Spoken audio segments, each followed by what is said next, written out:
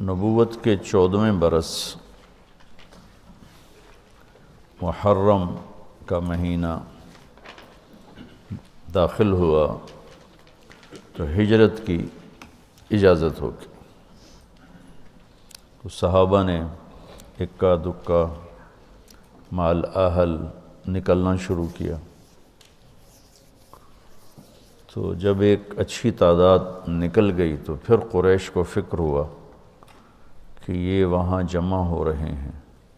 تو انہوں نے مشورہ کیا کہ کچھ کرنا چاہیے. تو شیطان بھی انسانی شکل میں آ گیا اور مشورے ہو رہے ہیں اس کو قید کر دو. تو وہ شیطان اس کو کاٹ دیتا کہ قید کرو گے تو اس کی قوم ہے، قبیلہ ہے، چھڑا لیں گے. کہ اس کو مکہ بدر کر دو، مکہ سے نکال دو. کہ مکہ سے نکالو گے جس جگہ جائے گا وہاں اس کی قوت اکٹھی ہو جائے گی، پھر تمہارے خلاف ہو جائیں گے. ابو جہل نے کہا ہر قبیلے کا ایک آدمی لو اور اس کے گھر کا گھیرا ڈالو اور جب نکلے اسے قتل کر دو. یہ ابو جہل نے کہا. تو شیطان نے کہا یہ ہے اصل رائے، کیونکہ سارے قبائل کا تو وہ بنو ہاشم مقابلہ نہیں کر سکیں گے، تو لہذا دیت پہ خود بخود بات ختم ہو جائے گی. تو جبریل نے آ کر یہ بات اللہ کے محبوب صلی اللہ تعالی علیہ وسلم کو بتائی اور فرمایا کہ اب آپ نکلیں. یہ دنیا کو اللہ نے اسباب کے ساتھ چلایا ہے. اتنے بڑی محبوب ہستی کو بھی اس کا پابند بنایا. براق تو اظہار قدرت تھا، اظہار ہیبت، طاقت. اس نے ایک پل میں اٹھا کے اور بیت المقدس پہنچا دیا. وہاں سے آگے براق بھی نہیں گیا، کن فیکون کے ساتھ ہی گئے. تو اب ذوف کا دور ہے. معجزہ نہیں ظاہر ہوا کہ جبریل آئیں اور اٹھا کے مدینے اتار دیں یا براق پہ بٹھائیں اور جا کے مدینے اتار دیں. معجزہ نہیں ہوا، کیونکہ امت کو سبق دینا ہے کہ جب ہم پہ زوال ہوگا پھر کیا کرنا ہے، طاقت میں ہوں گے پھر کیا کرنا ہے، قوت میں ہوں گے پھر کیا کرنا ہے، اجتماع قلوب ہوگا تو پھر کیا کرنا ہے، انتشار ہوگا تو پھر کیا کرنا ہے. تو آپ 26 صفر ابوبکر صدیق کے گھر تشریف لائے. محرم گزر گیا، 26 صفر تھا اور کہا کہ ہجرت کا امر آ چکا ہے. دوپہر تھی شدید. ابوبکر رہتے تھے جو بڑا ہوٹل نہیں بنا، بڑا ہوٹل لمبا چوڑا، اس کے پیچھے جو محلہ تھا یہاں تھا ابوبکر. وہ جب یہ سب کچھ نہیں تھا تو اس وقت مکے کے دوستوں نے بتایا بھئی یہاں صدیق کا گھر تھا، یہاں اللہ کے نبی کا، حضرت خدیجہ کا، سارا بتایا تھا. ادھر رات کو یہ سارے لوگ اکٹھے ہوئے اور انہیں گھر کا گھیرا ڈال لیا. گرمیاں تھیں، ستمبر کا مہینہ تھا. تو آپ نے حضرت علی کو اپنی جگہ لٹایا باہر، چادر اوپر لے کے لیٹ گئے. اور آپ ان کو بیچ میں سے چیر کے نکل گئے. وَجَعَلْنَا مِن بَيْنِ أَيْدِيهِمْ سَدًّا وَمِن خَلْفِهِمْ سَدًّا فَأَغْشَيْنَاهُمْ فَهُمْ لَا يُبْصِرُونَ. تو شیطان نے شور مچایا، نکل گیا. ایک لمحے کے لیے وہ اندھے ہو گئے. پھر ایسے دیکھا تو سویا ہوا ہے. ایسے ہی کسی نے آواز لگائی اور کمبخت ایمان سے خالی تھے. اور معاشرت اس وقت بھی ایسی تھی کہ گھر گھس کے قتل نہیں کرتے تھے. یہ ان کے اصول تھے کہ کسی کو گھر کے اندر جا کے قتل نہیں کرنا کہ عورتیں خوف زدہ نہ ہوں، بچے خوف زدہ نہ ہوں. انتظار کرتے رہے. جب صبح ہوئی تو حضرت علی اٹھے. اچھا انہوں نے کیا کیا، انہوں نے کہا پتھر مارو دیکھو کیا کرتا ہے، شاید کپڑا ہٹائے چہرے سے تو پتھر مارے. تو حضرت علی کو پتھر کر ہائے کرے آئے، لیکن چہرہ سے کپڑا نہیں ہٹایا۔ صبح ہوئی تو اٹھے تو انہوں نے پکڑ کے پٹائی شروع کر دی، کدھر ہے محمد کا؟ مجھے کیا خبر، تم باہر تھے میں اندر تھا، مجھے کیا خبر؟ تو پھر وہ کہنے لگے ہمیں شک تو رات کو ہی پڑ گیا تھا، اس لیے کہ اسے جتنے بھی پتھر پڑتے تھے کبھی ہائے نہیں کرتا تھا، اور تیری جو ہائے تھی نا وہ رات کو شک میں پڑ گئے تھے کہ یہ وہ نہیں ہے، لیکن بس ہم دھوکہ کھا گئے۔ تو آپ وہاں سے نکلے تو یہ 27 کی رات تھی، 27 صفر، اور ستمبر کا مہینہ تھا، تو 622 عیسوی تھی۔ تو ادھر ہے مدینہ اور ادھر ہے جبل ثور۔ تو ابو بکر نے عرض کی میں نے ایک غار ڈھونڈ رکھا ہے، پہلے وہاں چلتے ہیں، تو جب ہماری تلاش ذرا رک جائے گی پھر ہم نکلیں گے۔ تو اللہ کے نبی پنجوں کے بل چل رہے تھے، پنجوں کے بل، پنجوں کے بل اس لیے چل رہے تھے کہ پاؤں کا نشان دیکھ کر کھوجی پیچھے نہ پہنچ جائے۔ یہ ایک علم تھا جو اب مٹ گیا ہے، چونکہ سڑکیں پکی ہو گئیں تو چور کا نشان ختم ہو جاتا ہے۔ جب سڑکیں کچی ہوتی تھیں تو اس کے قدموں کو کھوجی پہچانتا ہوا چلتا چلتا چلتا اس کے گھر پہنچ جاتا تھا، چاہے وہ 100 میل ہوتا تھا۔ تو یہ کوئی مکہ سے غار ثور 3 میل تھا، تو آپ ایسے جا رہے تھے ایسے۔ ابو بکر کبھی آپ کے آگے چلتے کبھی پیچھے چلتے، کبھی آگے چلتے کبھی پیچھے چلتے۔ تو آپ نے پوچھا یہ کیا کرتے؟ کبھی آگے کبھی پیچھے۔ تو کہنے لگے اخاف الرصد فامشی امامک، اخاف الطلب فامشی خلفک۔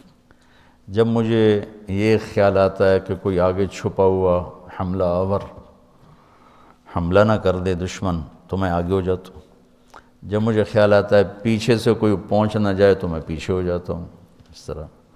تو آپ نے بہت شکریہ ادا کیا ان کا۔ جب پہاڑ پہ چڑھنے کا وقت آیا تو آپ کی انگلیاں زخمی ہو گئی تھیں ایسے چلتے چلتے۔ کس قدر نبی اسباب کی رعایت کر رہے ہیں، اسباب کی رعایت کتنی ضروری ہے۔ تو ابو بکر نے آپ کو کندھے پہ بٹھایا اپنی کمر پہ، اور غار جبل ثور ایسے سیدھا پہاڑ ہے ایسے، میری آج تک ہمت نہیں ہوئی چڑھنے کی، حالانکہ کتنے سالوں سے اللہ لے جا رہا۔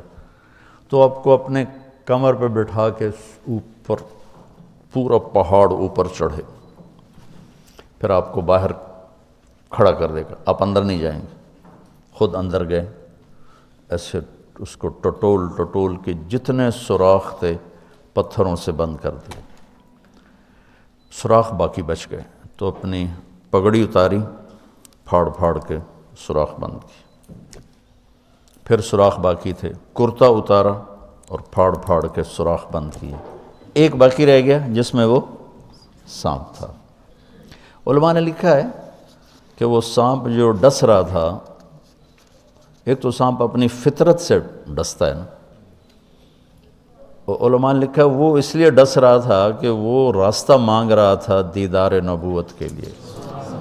یہ کئی علماء نے یہ لکھا ہے کہ وہ اپنی فطرت سے نہیں، احتجاج کر رہا تھا کہ میں نے راہ دے، میں بھی دیدار کروں، میں بھی دیکھنا چاہتا۔ یہ تھا۔ تو کہا یا رسول اللہ آئیے۔ جب آپ اندر تشریف لائے تو اندھیرا تھا، پتہ نہیں چلا، تھوڑی سی روشنی ہوئی تو دیکھا ابو بکر کا نہ کرتا تھا نہ عمامہ۔ تو آپ نے پوچھا تیرا کرتا کدھر ہے، تیری پگڑی کدھر ہے؟ تو انہوں نے اشارہ کیا کہ یہ سارے سوراخ تھے۔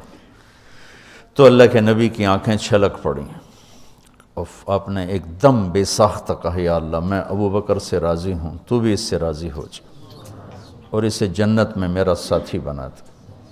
تو اسی وقت جبریل اترے اور آ کر کہا یا رسول اللہ، اللہ تعالیٰ خوشخبری دے رہے ہیں کہ وہ آپ کے ساتھی سے راضی ہو چکے ہیں اور جنت میں یہ آپ کے ساتھی بھی ہیں۔ یہ خوشخبری ہے کہ یہ جنت میں آپ کے ساتھی ہیں۔ تو انہوں نے قریش نے کھوجی بلا لی، تو انہوں نے وہ انگلیاں پکڑ لیں اور ان انگلیوں پہ چلتے چلتے چلتے جبل سور پہنچا دیا۔ تو اللہ نے ان کے آنے سے پہلے، غار کا دہانہ بڑا ہے، ایک بیل ہو گیا، اس کے بیچ میں مکڑیوں نے جالے پھیلا دیے، ایک کبوتری نے تن کے رکھ کے انڈے دے دی، تو ان کے جانے سے پہلے 2 کام ہو چکے تھے۔ تو وہ کھوجی کیسا، حالانکہ پہاڑ پہ تو، کچی زمین پہ تو پورا پاؤں لگتا ہے، پہاڑ پہ تو ایسے ایک آدھ کوئی نشانی پڑتا ہوگا، تو کیسا علم تھا، ان کو لا کر اس نے دروازے پہ کھڑا کر دیا، کہا یہ اس سے آگے کوئی نہیں۔ تو ابی بن خلف کہنے لگا تیرا دماغ خراب، یہ جالا محمد کی پیدائش سے بھی پہلے کا بنا ہوا ہے، اور تو کہتا ہے ادھر گھس گئے، بے وقوف کہاں لے کے آ گیا؟ اب ابو بکر ڈر رہے تھے کہ یا رسول اللہ اب کیا ہوگا؟ تو آپ نے کہا ما ظنک باثنین اللہ ثالثہما، جن کا اللہ ساتھی ہو ان کو کیا پریشانی؟ تو امیہ بن خلف نے وہیں دروازے غار کے منہ پہ بیٹھ کے اندر منہ کر کے پیشاب کیا، اب دونوں سامنے بیٹھے تھے۔ تو آپ نے مسکراتے ہوئے فرمایا دیکھو اگر یہ ہمیں دیکھ سکتے تو یہ یہاں بیٹھ کے پیشاب کرتا، تو انہوں نے آرام سے وہاں پیشاب کیا، وہ سامنے بیٹھے ہوئے تھے دونوں۔ اللہ نے بیچ میں پردہ ڈال دی۔ قرآن ابوبکر صدیق کے اندر کے جذبے کو بتاتا ہے، لا تحزن، لا تحزن۔ قوم موسیٰ جب سامنے پانی اور پیچھے فرعون، تو ان کے جذبات کی ترجمانی کرتا ہے انا لمدرکون، انا لمدرکون۔ 40 برس کی صحبت اٹھائی ہے 2 نبیوں کی، ہارون اور موسیٰ، وہ کلیم اللہ ہیں، پہلے رسول کلیم اللہ،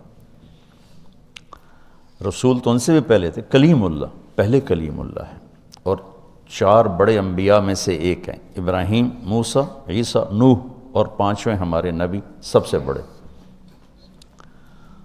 تو جب آگے سمندر اور پیچھے فرعون، تو ان کو اپنے نبی کی کوئی فکر نہیں رہی، نہ موسیٰ علیہ السلام نہ ہارون۔ انا میں غور کرو، اور لام پہ غور کرو، ایک انا اور لام، اس کا ترجمہ میں یوں کیا کرتا ہوں کہ کہنے لگے موسیٰ تو نے مروا کے ہی چھوڑا ہمیں، آپ کا کیا بنے گا، اب کیا ہوگا، آپ کی جانوں کو خطرہ ہے، ہم مارے گئے، ہم پکڑے گئے۔ تو آگے موسیٰ علیہ السلام نے اتنی شدت سے کہا کلا، کلا کا ترجمہ میں یوں کیا کرتا ہوں کہ ہو تسی اسے لیک کہ یا تسی پانی ڈوب جاؤ یا تو فرعون لتر مارے، لیکن ان معی ربی، میرا رب میرے ساتھ ہے، مجھے بچائے گا تو میری تو فعل تم بھی بچو گے۔ تو انا لمدرکون ان کے ذہن کی عکاسی کرتا ہے، پستی ذہن کہ صرف اپنی پڑ گئی، اور لا تحزن عکاسی کرتا ہے کہ ابراہیم، ابوبکر اپنی جان کا اگر خوف ہوتا تو لفظ آتا لا تخف، انہیں غم لگ گیا اپنے نبی کا کہ اب میرے نبی کا کیا ہوگا۔ تو حزن اپنے لیے نہیں، اپنے دوسرے کے لیے، آپ کی اب آپ کا کیا بنا، اب میرے نبی کا کیا بنے گا، اس کیفیت کے لیے قرآن نے اس میں عظمت صدیق ہے، لا تحزن، کہ انہیں اپنا کوئی فکر نہیں تھا، انہیں فکر پڑ گیا نبی کی۔